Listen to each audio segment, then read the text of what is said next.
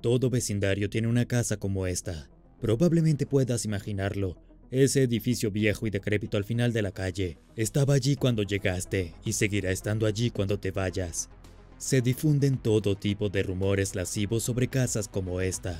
Es un laboratorio de drogas, un escondite para fugitivos, está embrujada. Pero estas son solo historias, ¿verdad? Sin embargo, algunas de estas casas contienen verdaderas pesadillas. Pesadillas como SCP-136. Hay una pizca de verdad en cada historia, e incluso las mentiras pueden revelar ciertos hechos sobre sus narradores. Es por eso que la Fundación SCP toma en serio los informes de las llamadas casas encantadas, y realiza controles regulares en dichos edificios para ver si alguno de ellos resulta ser verdadero. Los niños pueden tener una imaginación salvaje, pero cuando niños que viven en la misma calle con años de diferencia, sin ninguna razón para haber estado en contacto, comienzan a informar sobre una aparición inquietante similar en esa casa vieja y espeluznante, y cuando las historias van más allá de enloquecer y ahondar en un terror paralítico, traumático y que realmente altera la vida, entonces la Fundación no puede permitirse el lujo de no investigarlo.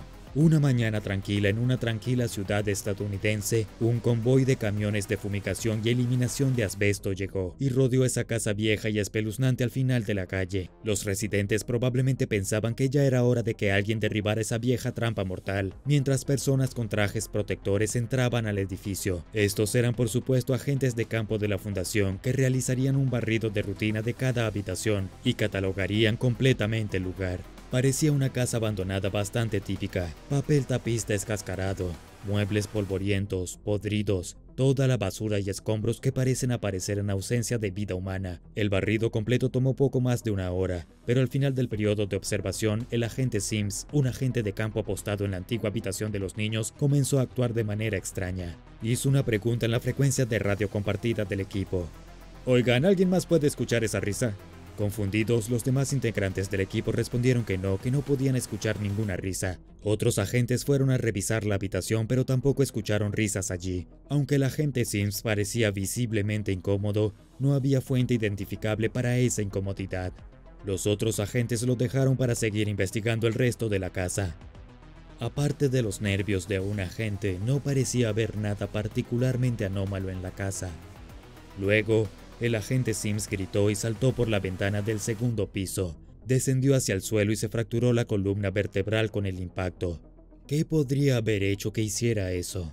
Estamos hablando de un agente de campo de la Fundación SCP, un individuo altamente capacitado seleccionado por la Fundación para observar y rastrear anomalías aterradoras y potencialmente mortales en el campo. ¿Qué podría haber visto en esa vieja y decrépita casa que lo llevara a creer que saltar a la muerte era una alternativa preferible a enfrentarlo? Esta era una pregunta a la que la Fundación tenía que obtenerle una respuesta. Intensificaron su búsqueda en el dormitorio de los niños mientras se llevaban el cuerpo del agente Sims. Fue entonces cuando encontraron el objeto que luego considerarían SCP-136-1, una pequeña muñeca de trapo hecha de tela vieja, el tipo de cosas que uno podría imaginarse fácilmente siendo transportado por un niño a principios del siglo pasado. Este era el único objeto de interés en toda la habitación, por lo que se etiquetó, se embolsó y se llevó a la instalación de contención de la Fundación más cercana para realizar más pruebas. No tenían idea de lo que estaban a punto de desatar. Cuando la muñeca fue llevada por primera vez a su cámara de contención, una científica en particular del equipo de investigación, la doctora Myers, una joven investigadora testaruda recién llegada de una prestigiosa universidad, se interesó morbosamente en la muñeca. Algo en ella, incluso en ausencia de efectos anómalos evidentes, la hizo sentir extrañamente incómoda. La muñeca parecía llevar una vaga aura de fatalidad. ¿Fue esto lo que hizo que el agente Sims actuara como lo había hecho? ¿O esto era solo el comienzo? Se trajo a un clase D para la primera ola de pruebas. El desafortunado ex incendiario se vio obligado a simplemente quedarse en la habitación con la muñeca y esperar hasta que sucediera algo interesante, y durante 20 minutos no se informó ninguna actividad anómala. Luego el clase D comenzó a mirar frenéticamente la habitación como un animal asustado. La doctora Myers, que había estado observando la prueba, preguntó por radio qué estaba pasando. «Es esta risa rara y extraña, como si una loca estuviera aquí, aunque no puedo verla». ¿Alguno puede verla? ¿Alguno puede oír eso? No podían ver ni oír nada. Según todos sus monitores, era solo un clase D solitario, parado en una habitación que de otra manera estaría vacío sin nada más que la muñeca de trapo. 5 minutos después de que el clase D informara haber escuchado la risa espeluznante, se derrumbó en el suelo, chillando como un maniático y arrastrándose lejos de algo que no podían ver. Emitía los gritos desesperados de un hombre que realmente creía que algo estaba a punto de quitarle la vida. Pero no había nada. Retrocedió hasta la esquina de la habitación balbuceando incoherentemente y rascando desesperadamente las paredes hasta que sus uñas se arrancaron, dejando huellas de sangre detrás. Al final, un par de guardias entraron a la cámara y tuvieron que sacarlo a rastras. El clase D se había orinado de miedo y parecía haber perdido temporalmente el uso de sus piernas de puro pánico. Estuvo fuera de servicio durante varias horas después, rompiendo en ataques de gritos intermitentes cada vez que alguien se le acercaba. Al revisar las imágenes del experimento, la doctora Myers notó algo extraño.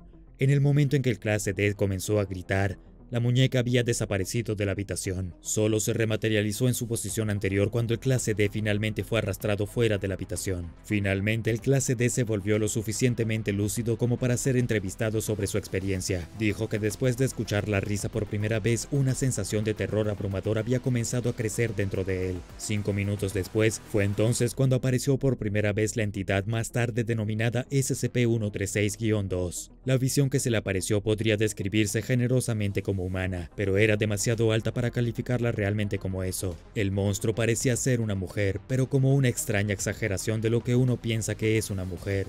Cabello largo y suelto, pechos grandes y una cintura delgada como una muñeca Barbie. Se veía como el garabato de pesadilla de un adolescente hormonal que cobra vida, con un rostro torcido en una sonrisa rictus en algún lugar entre la excitación y la agonía, mostrando demasiados dientes. La criatura estaba desnuda y posaba provocativamente, pero era todo menos atractiva. El clase D informó que solo verlo fue la experiencia más aterradora de su vida, y luego comenzó a moverse. Lentamente flotaba en el aire hacia él como un fantasma vengativo. Esa sonrisa dolorosa se ensanchaba a medida que se acercaba a él. El clase D solo podía describir toda la experiencia como si sintiera que la muerte misma se acercaba a él. Cuando la criatura finalmente se cernió sobre él mientras se acurrucaba en la esquina, abrió sus mandíbulas llenas de dientes y dejó escapar un chillido largo y penetrante antes de desaparecer. En las semanas siguientes, el clase D se mantuvo para realizar pruebas. Experimentó severos terrores nocturnos todas las noches, todos relacionados con SCP-136. Otras pruebas analizaron la muñeca en sí, pero no parecía haber nada anómalo en su construcción. Parecía estar hecho del tipo de materiales simples y no anómalos que esperarías de cualquier muñeca de esta variedad, aunque ocasionalmente los materiales exactos cambiaban, incluso entre observadores. Además de la variedad de tela más común, los testigos han informado que la muñeca está hecha de arcilla, madera y metal, y el 10% ve la muñeca como un hombre, y el resto está de acuerdo en que la muñeca es mujer. La fundación realizó una serie de pruebas en la muñeca solo para asegurarse de que los resultados fueran en gran medida consistentes en todos los sujetos. Más de 25 sujetos diferentes fueron probados en SCP-136.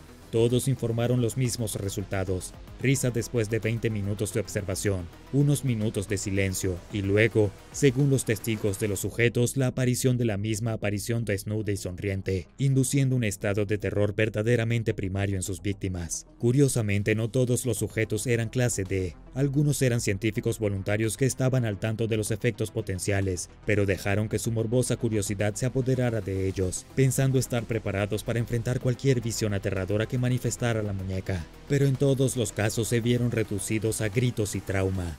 Pero cuando un investigador de la fundación llamado el Dr. Simon, el sujeto número 25 de los experimentos de SCP-136, se ofreció como voluntario de pruebas, las cosas tomaron un giro aún más horrible.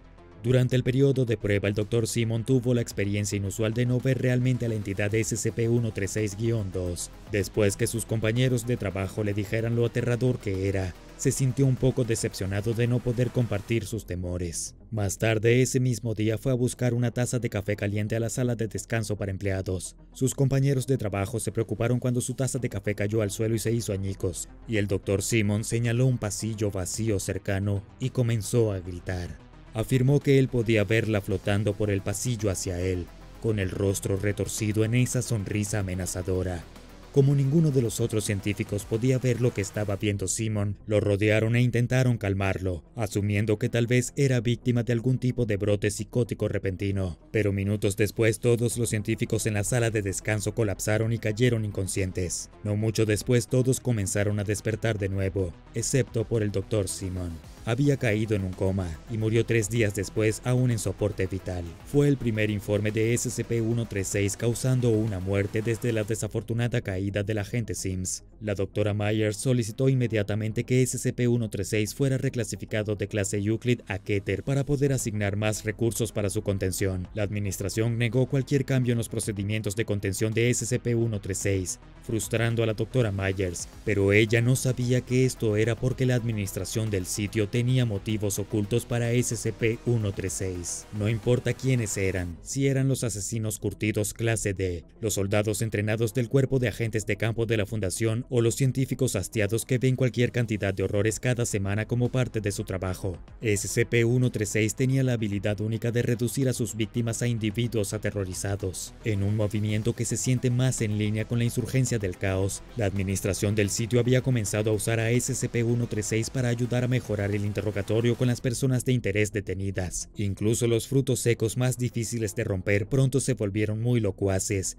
después de que la aparición SCP-136-2 los traumatizara de por vida. Los administradores estaban esencialmente haciendo una especie de trato con el diablo. Permití que SCP-136 reinara más libremente a cambio de reunir información valiosa de estas víctimas. Pero como siempre, el problema de hacer tratos con el diablo es que el diablo siempre va a cobrar lo que le corresponde al final.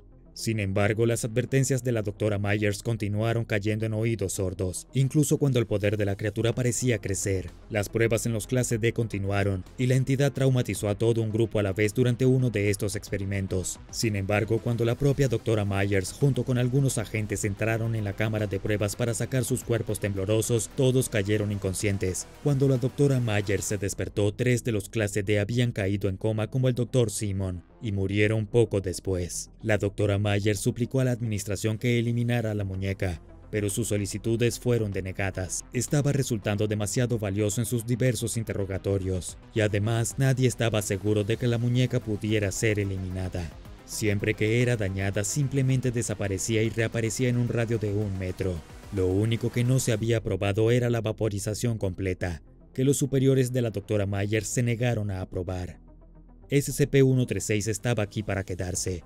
Desafortunadamente, no se puede decir lo mismo de la propia doctora Myers. Después de un incidente de prueba más desafortunado en el que un clase D desapareció por completo en lo que parecía ser una clara evidencia del creciente poder de SCP-136, la doctora Myers imploró a la administración del sitio que reclasificara la anomalía y la programara para eliminación. Se estaba volviendo más poderosa, más inestable y más peligrosa. Pero en lugar de eliminar a la muñeca de trapo anómala, al final todo lo que hicieron fue retirar a la doctora Myers del caso.